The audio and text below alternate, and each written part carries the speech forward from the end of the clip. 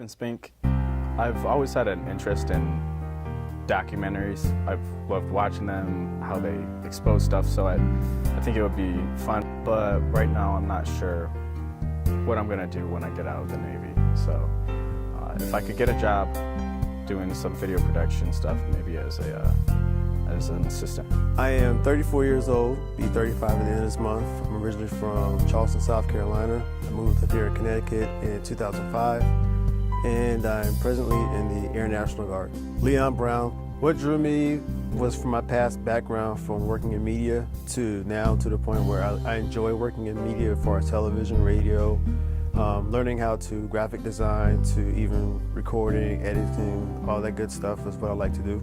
I plan to incorporate it by eventually setting up my own business eventually, even my own photography lab, to even a small minor production company, or freelancing when need possible, to doing weddings or video recorded weddings or any kind of certain events like that. This program directly aligns with the work that I do for the military.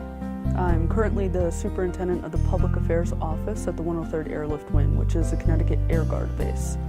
And I'm looking to expand my skills, get a little more advanced in some of the skills within video production and digital arts, so that I can, be a better mentor to my upcoming airmen. My sister, I think, who was really my mentor. She did the dogs back here.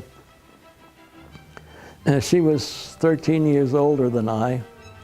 And, she was there when I was developing and could point out things about perspective and the figure and things like that. So I think that, and then of course finally my art teacher who said I should go to art school, Tulia Fassati. And I think it was her first year maybe, and here she had to try to teach art to us goons on the football team, which was not easy. Yeah, but she really, and then years later I sent her a book, and she was thrilled with that. I said in the book, for someone who set me going in the right direction. But I remember I was out skating on the lake. It was December 7th. Lake was frozen. I came in. My parents seemed very worried. And I said, "What's the matter?"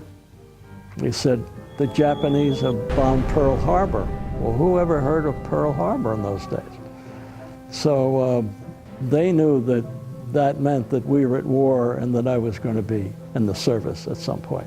I would have been highly disappointed if for some reason I wasn't able to go in the Army. I really would.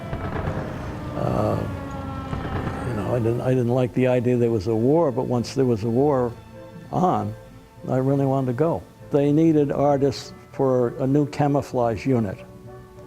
And she said, he said, "We need people who know color and design and so on and so forth." And so that's really how I heard about it, and I enlisted in that. Since I did a lot of sketching, you have to see things and get them down quickly. And I think generally as any experience of that kind, which was pretty dramatic at times, is very helpful. And this is a subject that I knew, that I grew up with. I was very comfortable with it. I think when you're painting, especially realistic paintings, you do with what you know and what you're familiar with. I think I've done all I'm capable of doing at this point.